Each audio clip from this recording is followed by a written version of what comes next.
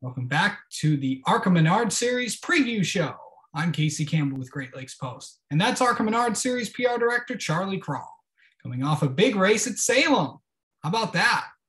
Yeah, it was a great night. Little weather issue kind of put us in hurry up mode, but we had a really good show there, and of course a new winner with Jesse Love. He's I believe he's the 347th different driver to win an ARCA Menards Series race, and the fifth driver to win a race here in 2021. So we will not break the record of fewest winners in a single season.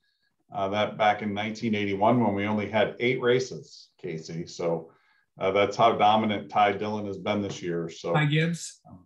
Ty Gibbs. I'm sorry. Ty Dillon was almost dominant like that in 2011, right? But Ty Gibbs certainly has been, the dominant force this year, and glad to see that we've tied that record, if not breaking it.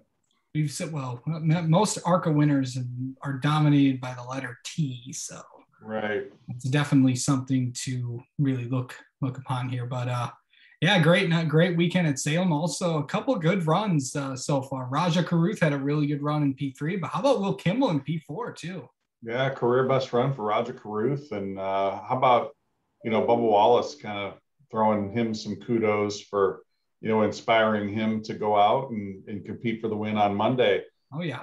Raja's a pretty cool dude, someone I am really happy to have part of our series, and to start his racing career the way that he did, virtually, and then transition into late models and now into the ARCA Menards Series.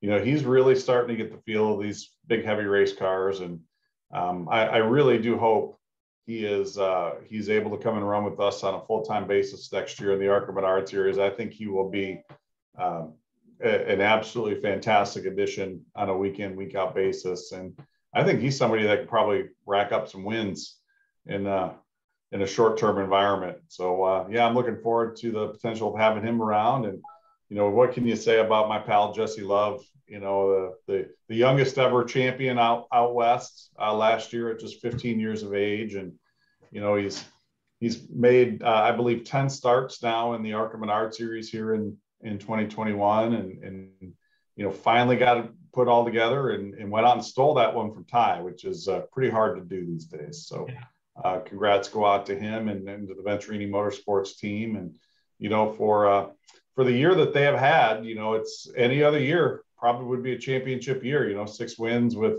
one driver, some wins with some other drivers like Jesse, but Ty Gibbs just having an incredible season, and it's my hope, and honestly it's my job to make sure that no one overlooks the fact that Corey Heim has had a really great year. I know he's not really had the finishes that he's looked for here the past month or so, but 6 wins at Daytona and Talladega and Elko and Watkins Glen, and it's what a career year, and I really hope that this opens some doors for him to go and compete elsewhere, if not back with us. I certainly wouldn't turn that down.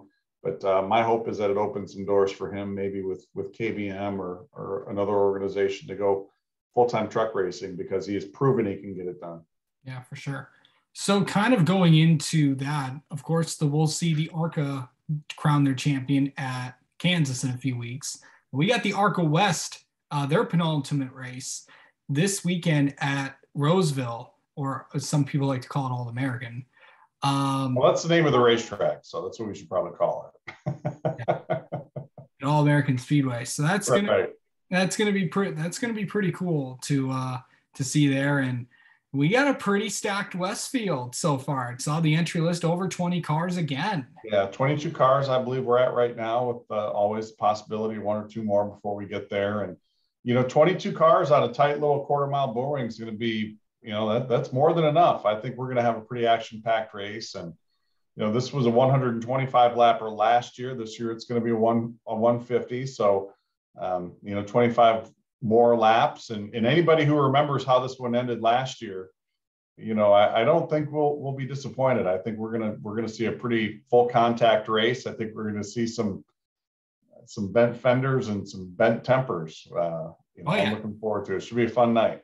big time. So looking into that, you have a pretty tight championship battle right now, between Jesse Love and Jake Drew, similar to what we had last year, with Jesse and what was then Blaine Perkins. So this championship battle is pretty good. But also you got Taylor Gray in the field this week as well. Yeah, So Taylor's obviously not in the championship hunt, but he has won the last two times he's been out west. So it's going to be really hard to beat him. He's had a great season by any stretch of the imagination as well. So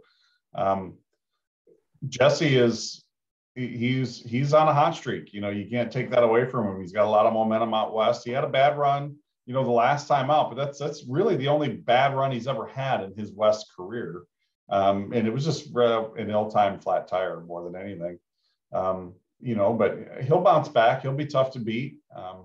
You'll have the Sunrise cars. I was really glad to see Trevor Huddleston have a good run, last time out at the Bull Ring. He's had a really solid race car all season long. It's just in the final quarter of these races, he's just had some bad luck and, no time to kind of recover from it. So it's good to see Trevor kind of getting back into the swing of things. Jake Drew has been just rock solid all season long. I'm just really bummed for Jake that he didn't get that win out in Portland. I don't think there's anyone who could argue that he didn't deserve it. He went from the front of the field to the back of the field, back to the front, and really just kind of got pinballed on that final lap, and really nothing he could do about it. He missed the corner, and that's the rule. But I'd like to see him get up there and compete for the win again, and go straight up against Taylor and Jesse, and see how he shakes out. I think I think he'll do just fine. Jake's shown that he's got the speed and the skill to get up there and do it. So, maybe this is the week that he gets that first win. for sure. So looking into this, what are some other contenders we got? We got the Pendricellis, we got Todd Souza. Who else are you expecting out there to have? Well, it's the same list that it always is out there, Casey. It's that West bunch is a pretty tight knit group out there, and I'd like to see Todd Souza get up there. He's had a couple of really bad races, some bad luck at Portland with the fuel, and just nothing seemed to go right for him out there in Vegas. It just kind of struggled, and that's very unlike that team. They're usually pretty solid, and it's just been a couple of bad luck weeks for him. I'd like to see him get up there and get back on the top 10 train and get up there and fight for a win. Todd's he's like me. He's in that old age and treachery group at this point in time, fighting, youth and enthusiasm. And I always pull for those old graybeards just like me, so I'd like to see Todd get up there and have a good run and knock some fenders with these young kids and see how it shakes out. If I remember right, I think he had a pretty solid run up at All-American last year, didn't he, Casey? I think he did, yeah. So. I think he did. Let's look and see real quick, shall we? Yeah. Yeah, I think he did. I believe he actually had a very good run up at Roseville last year. So it would not be outside of the stretch of the imagination to say that Todd could have a good day. And indeed he did. He finished second here last year. So I would imagine Todd will be in the mix. Oh yeah. Well, there was some news regarding the schedule last week for the main ARCA series. You guys are going back to IRP. How about that? Yeah, I'm excited. The same day as the Camping World Truck Series up there at Lucas Oil Raceway. If you call it IRP, Casey, they're not going to approve your media credential request. I don't know. Maybe. I don't Hasn't been IRP in a long time, pal. Isn't there shirts that say I still call it IRP? Yeah, but that's like, that's just wrong. It's Lucas Oil Raceway.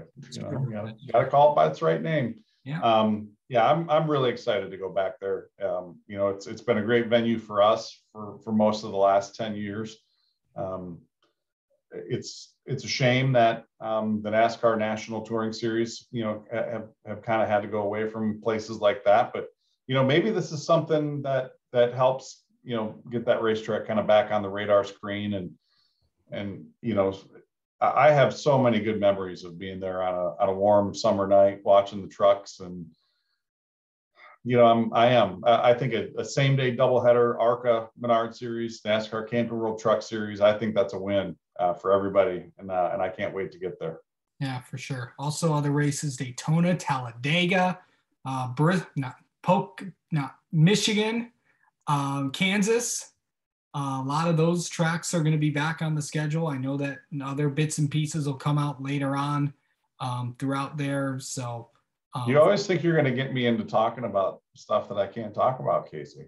I know you can't. I know you're not. Obviously, the schedule will be released sometime, probably around after Thanksgiving, probably around there. I mean, give or take. Yeah, give or take. So. Well, yeah, but bits and pieces will probably come out as tracks confirm their plans for next year. And that's generally how it's been done, Casey. As these trucks or tracks with conjunction events with Cup or Xfinity or the Truck Series, as they announce their schedules, it only makes sense for them to announce that they're going to have an ARCA race there, and we're fully supportive of that. It's filling in the rest of the standalone races. We want to give those racetracks the time it takes to get their schedules finalized, and it's for some of them it's a pretty big bite to chew to sign off on an ARCA Menards Series race. So we just want to give them the time to get it done, and maybe we'll get it done a little bit sooner than Thanksgiving. Maybe we'll get it done a little after Thanksgiving, but in any case, I know we're hard at work on it. Everybody here is still focused on that championship race at Kansas coming up on October 23rd, but we're also looking forward to 2022. And, we've got to get ready for it. It's going to be here before we know it. And, we have a lot of people who have spent a lot of time getting ready for next season already.